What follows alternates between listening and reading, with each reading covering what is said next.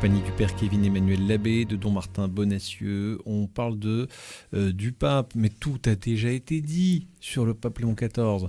Depuis les premières secondes de son élection, tout le monde savait tout sur sa généalogie, sur son compte Twitter, sur tout ce qu'il a fait, dit, pensé. Donc on pourrait s'en tenir là. Et pourtant, j'avais envie qu'on en parle, peut-être tout simplement parce que c'est une énorme joie. Pour avoir eu des échos de personnes de confession juive notamment, oui, orthodoxe, me dire en fait vous avez de la chance, vous les catholiques, de vivre ce genre d'événement, d'avoir ce pape auquel tout le monde adhère spontanément alors même qu'on ne sait pas qui il est, espèce de joie comme ça qui éclate place Saint-Pierre et dans tous les foyers du monde, alors qu'on ne sait même pas qui il est pour la grande majorité des gens, mais la joie explose déjà, il y a déjà cette adhésion, cet amour, cette affection, ça c'est quand même quelque chose d'extraordinaire. Alors, Père Kevin Emmanuel, vous, comment vous avez reçu ça, cette élection, comment vous avez vécu ça, comment vous avez reçu l'élection de ce pape Léon XIV ? Je l'ai reçu bien, comme tout le monde, alors ça va peut-être être un petit peu réchauffé, mais je l'ai reçu avec une joie immense, aussi parce que peut-être qu'effectivement on a la chance comme catholique d'avoir une certaine foi que, contrairement à ce que peuvent nous dire habituellement les médias, mais pas tous, d'avoir l'Esprit Saint qui nous choisit le chef suprême de l'Église et qu'il ne s'agit pas de calcul politique, de camp l'un contre l'autre, etc. Et ça a été une grande joie pour moi, en fait tout simplement d'abord de le voir arriver à la loggia avec une certaine émotion, une certaine simplicité, une certaine humilité qui m'est parue tout de suite extrêmement rassurante, et pour moi et pour le reste de l'Église. Non, Martin ? Oui, moi je partage les mêmes sentiments, c'est une grande joie, c'est un pape nous est donné, c'est d'abord quelque chose qui est de l'ordre du don. De la même manière que l'Église, avant de la construire, elle nous est donnée. Elle nous précède bien sûr en sainteté, mais elle nous précède également chronologiquement.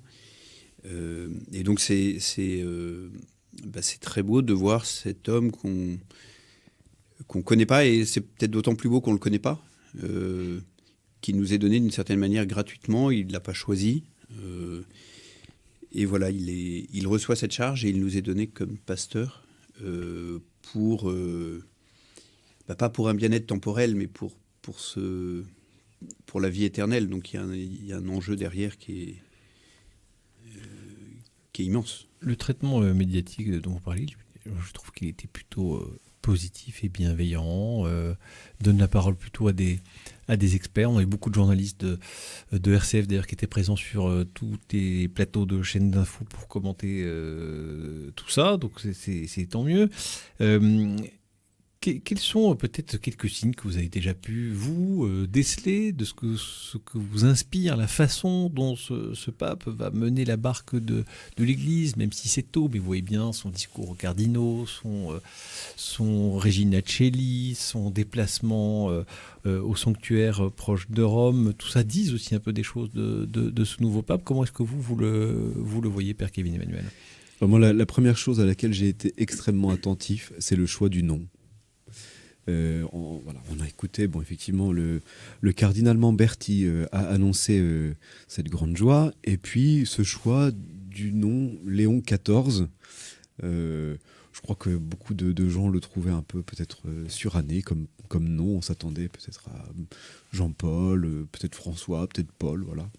Et Léon nous ramène un siècle à l'avant et il nous dit tout de suite son programme. C'est très simple, ça va être un homme social, pas socialiste, social, à la fois extrêmement moderne, parce que Léon XIII est un des premiers qu'on voit filmé par les caméras de télévision, donc un homme extrêmement moderne, et puis à la fois en même temps très, je vais dire traditionnel, mais dans le bon sens, vous voyez, qui tient à la fois, la manière d'être au monde aujourd'hui, et puis le message multiséculaire de l'Église, de l'Évangile que nous avons à transmettre au monde. Alors ce que j'aime particulièrement, c'est que c'est pas un progressiste, c'est pas un traditionnaliste, c'est un pape catholique, et c'est tout ce qu'il nous fallait. Don Martin, est-ce que vous avez aussi testé des signes qui peuvent donner un peu une idée effectivement de le père Kevin Emmanuel l'a dit, visiblement la question sociale, donc l'attachement aux plus pauvres, aux plus fragiles, et la doctrine qui sous-tend tout ça derrière, qui est élaborée par l'Église, c'est sûr que c'est un signe inévitable d'avoir choisi ce nom de pape. Vous en pensez quoi ? Alors, moi, je dirais, je rejoindrais le père Kevin. C'est un pape qui est d'abord catholique. Heureusement, il ne manquerait plus que ça quand même. Hein. Heureusement. Pas catholique, excusez-moi, mais... Non, mais il ne rentre pas dans des schémas préparés par la pensée mainstream, qu'elle soit de gauche ou de droite. Ce n'est pas son sujet. Oui. Et c'est en ça qu'on dit qu'il est catholique. Oui, et peut-être qu'on peut revenir au cœur, parce que c'est facile d'opposer les papes entre eux, mais quel est le cœur, quelle est la mission du pape ? Et ce qui est très intéressant, c'est que le pape Léon XIV s'inscrit en fait tout à fait dans la lignée du pape François et du pape Benoît XVI. Dans sa première homélie à la chapelle Sixtine, il a rappelé que le Christ était l'unique sauveur et le révélateur du visage du Père. Lorsque, dans son discours à la Loggia, il a reparlé de cela. Et dans le discours aux cardinaux que vous évoquiez, il rappelait que le Fils fait homme est l'espérance ultime de quiconque recherche sincèrement la vérité, la justice, la paix et la fraternité. Et ce qui est intéressant, c'est que le pape François a dit la même chose dans Spes non confundit, au paragraphe 3, et le pape Benoît XVI lui-même a dit la même chose dans Spe Salvi, au paragraphe 2. Ensuite, effectivement... Vous avez bien bossé, non, Martin. Bravo. Je me suis renseigné, en tout cas. Chercher, mais ça m'a permis en tout cas, j'ai trouvé ça très beau. J'ai effectivement relu les différents discours du pape Léon XIV depuis son élection.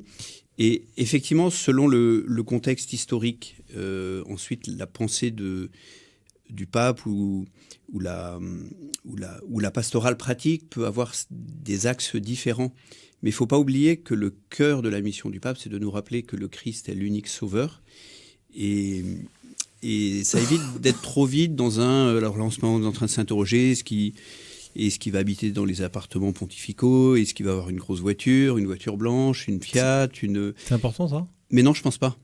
Je pense que le plus important, c'est qu'on ait un pape. C'était important pour le pape François. C'est peut-être important pour les journalistes. Non, c'était important pour le pape François. Le pape François avait voulu donner un message aussi.